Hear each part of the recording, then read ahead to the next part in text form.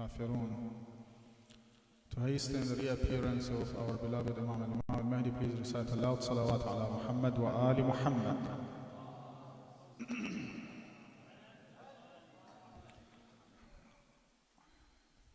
To be very concise and actually to conclude ideas about our beloved Imam Hasan al-Mushtaba, we can't say in one word what he did and how he actually handled the tricky way of Muawiyah was so amazing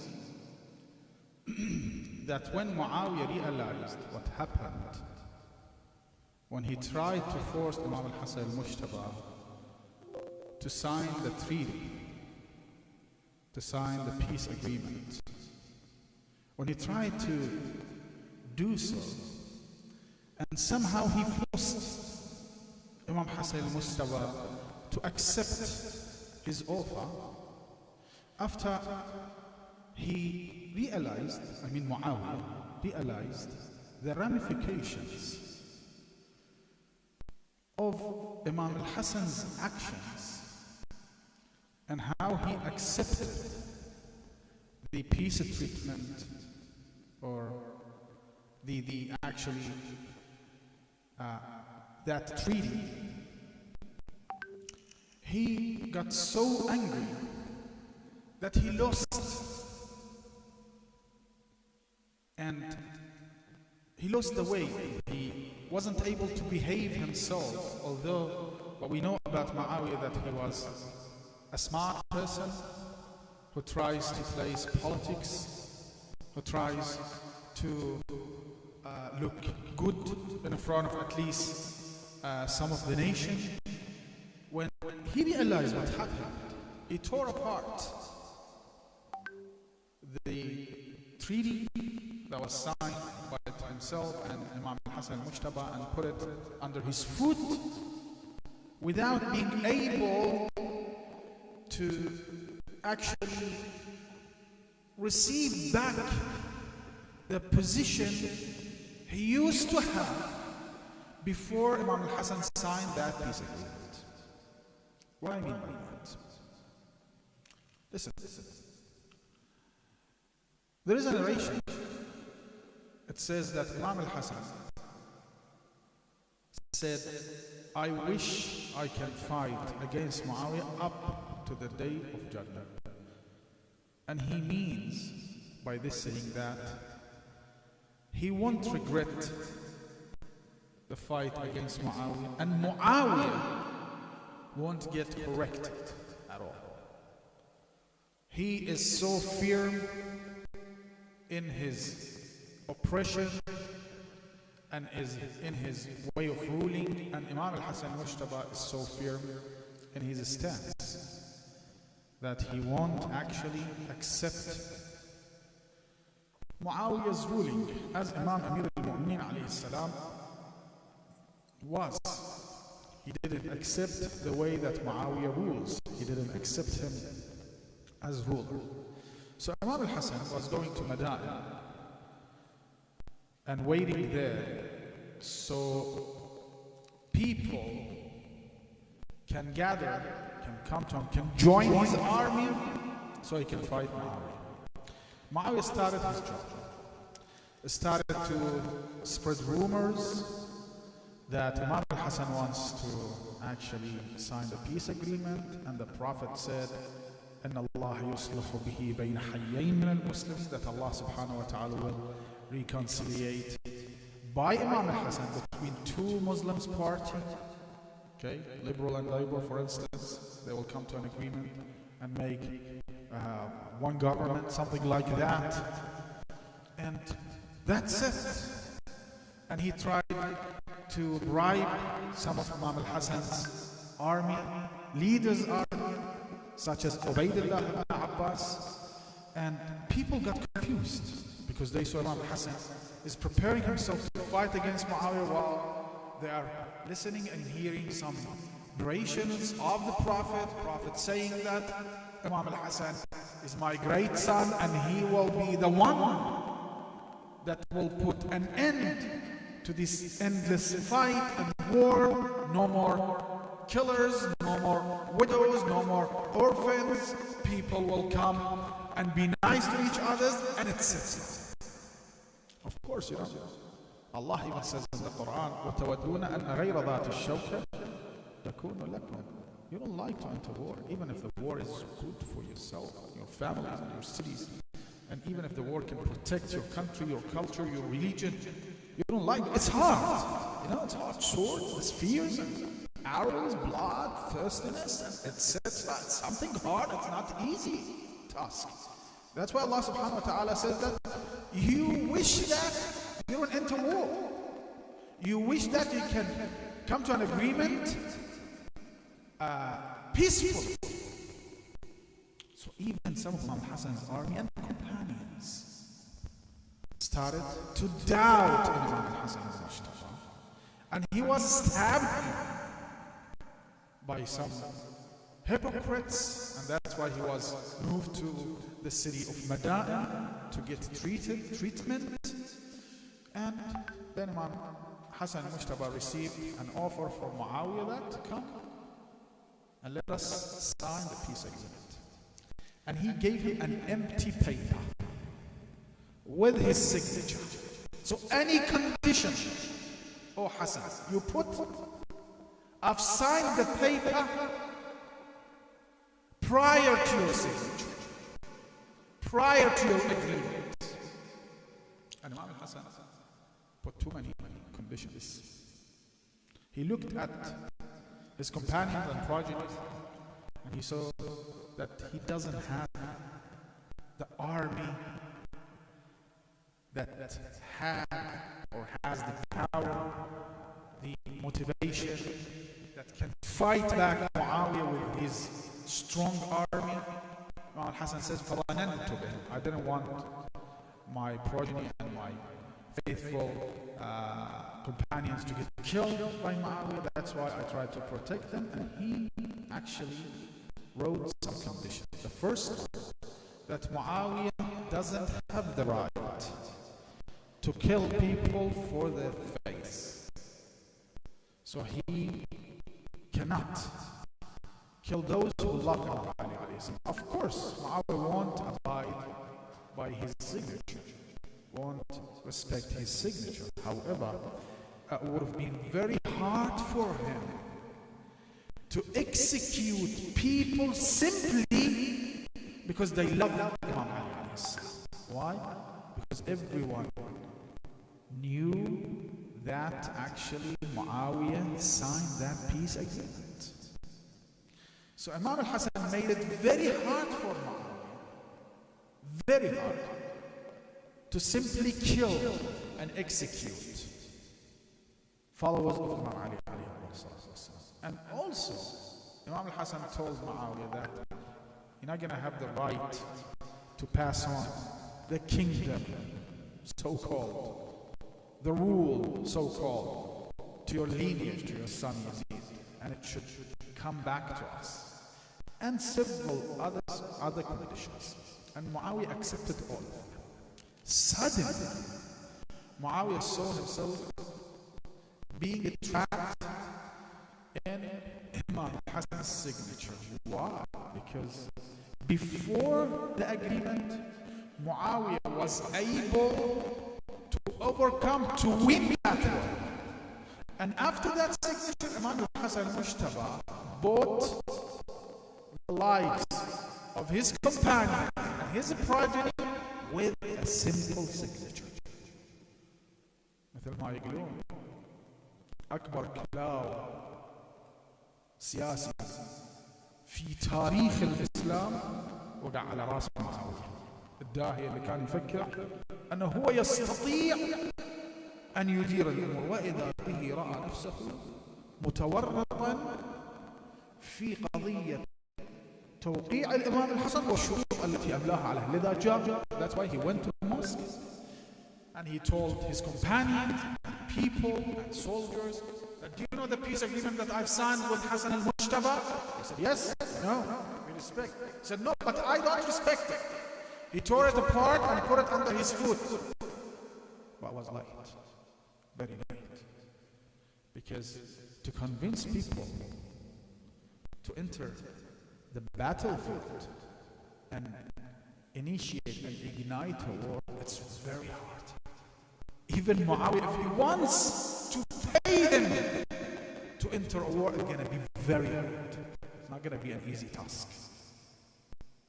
So what Imam Hasan did? Imam Hasan not only protected his family and his actually companion, but also he did the same thing his grandfather did when he signed Sulh al-Hudaybiyah. He made Muawiyah recognizing lovers of Ali ibn Abi Talib salamullahi alayhi, recognize them as normal citizens, as the Prophet made non-believers recognizing the religion of Islam. And that was very important. Very important. So Imam al-Hasan al-Mushtaba reached all of his goals, while Muawiyah wasn't able even to reach one of his goals.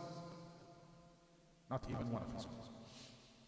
And that's why our Prophet Muhammad sallallahu alayhi wa alihi wa sallam says, لو كان عقل رجل لكان ولد الحسن. You cannot see intellect, you cannot see wisdom, but if you want to see the wisdom and the intellect, just look at Imam al-Hasan al-Mushtaba and how he acts. It's like a manifested intellect and wisdom. How wise Imam al-Hasan is. How he behaved himself, that he was able to control his anger, even with his loyal companion. One of his loyal companion actually entered the mosque and saw Imam al-Hasan al-Mushtaba and saluted him with this salutation, with this salute, Assalamu alayka ya mudhill al-mu'minin. One of his loyal companions. And Imam al-Hasan al-Mushtaba looked at him, Subhanallah, looked at him and told him, why you're telling me that? He said, because I want to fight against Muawiyah. Imam Hasan replied, I want to fight against Muawiyah as well. But just put that in your mind, not everyone has in their hearts the faith you have. So he called Imam al-Hasan Mudil al-Mu'minin, while Imam al-Hasan called him a faithful person. How keen Imam al-Hasan was to his companions, his progeny. And of course, all Ahlul Bayt alayhim salatu wassalam are like that. And I believe what Imam al-Hasan did gave our leaders, A'imma alayhim salatu wassalam, the opportunity to actually educate and raise companions who are able to stand shoulder by shoulder and defend Imam al-Hussein alayhi salatu wasalam on the day of Ashura. It was all because of Imam al-Hassan's actions. And that's why I always say, if we want to describe Ahlul Bayt, Imam al-Hassan, Amir al-Mu'min, how should we describe them? Should we say that they were gladiator, brave people? I don't know. Champion, something like that? No. They were leaders under the orders of Allah. Under the name of Almighty God. Al-ulama al-rabbaniyin, knowledgeable and decent people who receive knowledge of Allah subhanahu wa ta'ala. وأشهد أن محمدا عبده ورسوله, true slaves of Allah subhanahu wa ta'ala, that they don't want to be recognized even by their nations, even by their companions, even by their progenies. They want to do what is right. no matter what happens. Even if their own companions start to accuse them of being coward, of being not brave enough to fight, and etc. That's why we have to put our faith in our Imams, especially Imam al-Hujjah. When we read the history of Ahlul Bayt alayhim as-salam and how they actually tried their best to guide the nation, tried their best to be keen to the nation, tried their best. Just imagine someone enters the mosque and starts to curse one of us, starts to curse actually our fathers, our mothers, our ancestors, how angry we will be. We will definitely show our anger to him. While you see Imam Hasan, on several occasions, people used to enter the mosque of our beloved Prophet, Rasulullah sallallahu alayhi wa sallam. They used to start to curse the commander of the faithful and Lady Fatima, sallallahu and Imam al-Hasan, Yet we see that Imam al-Hasan used to respond to them only by smiling in their faces. Not only that, he used to say, Araka ghariban, apparently you're not from the city. If you don't have any tribe here, you are an ordeal, you're a problem, just come to us. We can be your tribe. If you don't have any money, we can give you money. If you are hungry, we can give you food. If you are thirsty, we can quench your thirst. What do you need? You can find that with us. And they used to say that what we used to hear about you was different. In Sham, people used to curse you on Menara and pulpits. While when we meet with you, we see the actual face of you, actual stance of you, actual behavior of you, actual faith of you. You are really slaves of Allah subhanahu wa ta'ala. And that's why in too many of those occasions, people used to say, Allahu a'lamu haythu yaj'alu risalatatah. Allah subhanahu wa ta'ala is knowledgeable and He knows where He should put His revelations. Allahu a'lamu haythu yaj'alu risalatatah. Of course, reading the history of Ahlul Bayt alayhim salam helps us to know better our beloved Imam al-Mahdi alayhi salatu wassalam. I was supposed to talk about Imam al-Mahdi, peace be upon him. Just a small word about, or short word about Imam al-Mahdi alayhi salam. When Prophet Yaqub ordered his sons to go to Egypt and try to look for their brothers, Yusuf and Binyamin, what did he say? He said, Ya Bani, Allahu Akbar, it's a very nice verse. Ya Bani, idhabu fatahassasu min Yusuf wa akhi, wa la tayasu min rawhillah, innahu la yayasu min rawhillah illa al-qawm al-kafir. Go and try to feel tahassasu. When you go to English translations, they translate this actual vocabulary by saying, try to find out. No, try to sense, try to feel. Tahassas from hiss. Try to smell the aroma of Yusuf. Try to actually smell the fragrance of Yusuf. Try to study people's movement, people's actions, to find any sign of Yusuf. I can remember once we were in Arafat. May Allah give us all the tawfiq to be there and to visit his house. And this year and each year, every month, inshallah ta'ala. I was with a great scholar, and after we recite the Dua Arafah, he said, let's go, to some of us, let's go next to the mountain of Rahmah, and when we go there, try to look at faces. Because today is Arafah, Imam Mahdi alayhi salam will be in Arafat. Just look at some places. You might look at him, even if you cannot recognize him, but you will smell his aroma, and that will affect your soul. For sure. فَتَحَسَّسُوا مِنْهُ. Try to feel the existence of Imam Mahdi alayhi salam.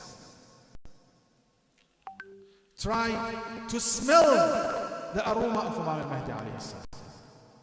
I'm not saying that you will be able to recognize him, but in accordance to our narrations, that Imam al-Mahdi is similar to Yusuf, because people used to meet Yusuf without being able to recognize him as a prophet of God and as the son of Yaqub and Jacob.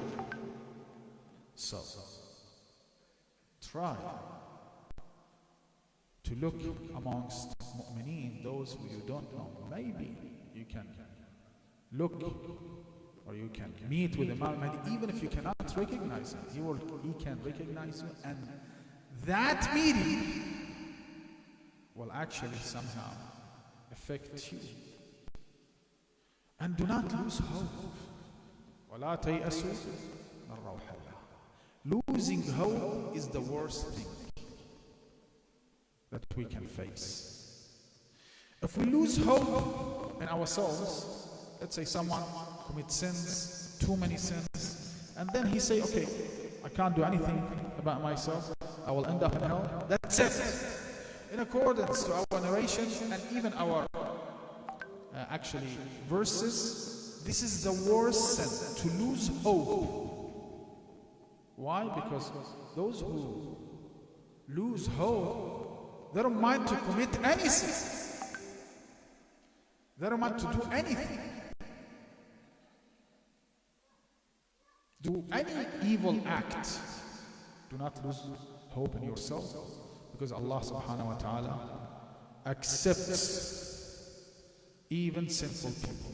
Ya qabil as-saharati, it's in our supplication that, oh Allah, who accepted which people? Sahar, who tried and swore by Izzat Fir'aun, or by Izzat Fir'aun, swore by Fir'aun to overcome Musa, and Allah subhanahu wa ta'ala accepted. So, oh Allah, you can accept me as well. And do not lose hope in Imam al-Mahdi alayhi salatu wassalam, because he is the hope, he is the amal, he is the muntazar. And that's why waiting for his reappearance is one of our best a'mal and actions. أفضل الأعمال انتظار الفرج. What does انتظار الفرج mean? It means that if you see inconvenient, do not lose hope. If you see that you are trying hard but you cannot fix the world, yes, you will not be able to fix the world. It's not your duty. You have to try to give strong signal to Imam al-Mahdi alayhi salam that I'm trying my best to prove that if you reappear, I can be a help for you. This is exactly the meaning of intizar.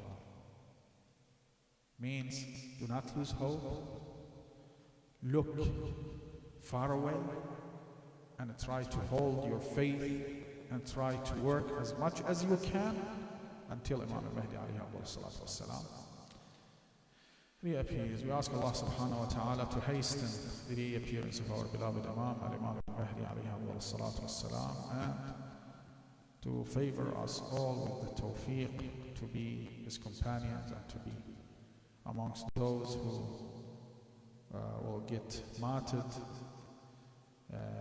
in the way of protecting him and protecting his mission. هذا واستغفر الله لي ولكم والحمد لله رب العالمين والصلاة والسلام على محمد وآله الطيبين الطاهرين.